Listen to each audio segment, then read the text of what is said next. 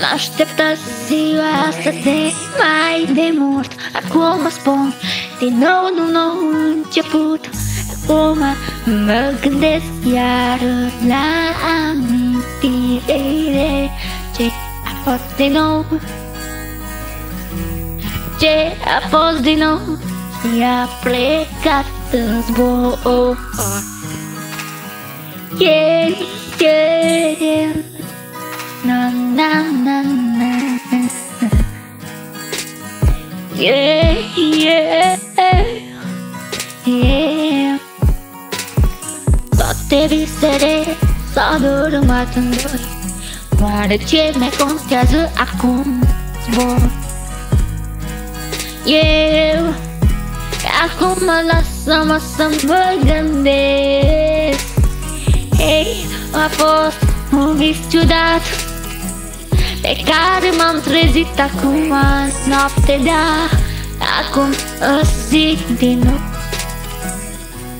dacă m-am gândit din nou, iartă-mă, acum vă zic, oare ce am pățit? Iartă-mă, din nou vă zic, oare ce am pățit? Și eu de la capăt, de la zero, nou început mă așteaptă acum, acum vedem. Nou început, nou destin, oare acum mă gândesc din nou, it.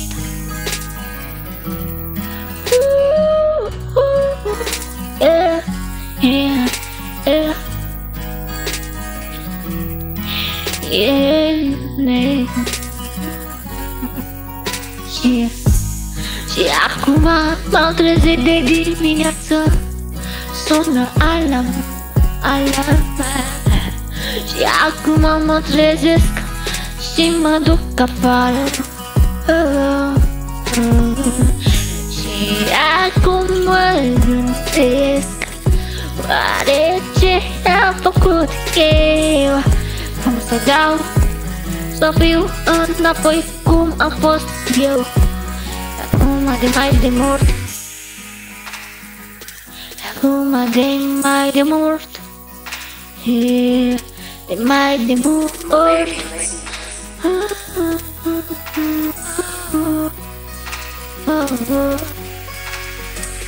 Și iau de la capăt, de la zero, iar mă gândesc, oare ce-o să fac acum eu? Stai puțin că nu e târziu. Oare acum eu iei de la capăt acum un nou destin se arată acum, un nou destin se arată acum din nou, și eu iau de la capăt din nou, și iartă-mă dacă nu mai înțeles acum eu, și eu iau de la capăt din nou, și iartă-mă dacă nu mai înțeles acum, mă spun erou.